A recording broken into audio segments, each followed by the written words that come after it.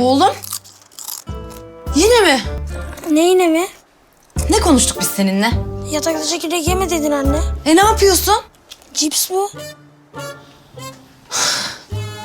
Kalk hadi kalk. Cips de mi yasak? Hadi. Çocuk aynı çocuk. Neyse ki sinirinizi çekip alan süpürge yeni. Emiş gücü yüksek, hijyenik toz torbalı.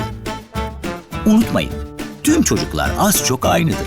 Ama yeni Profilo süpürge diğer süpürgelerden çok farklıdır. Profilo, dayanıklı ev aletleri.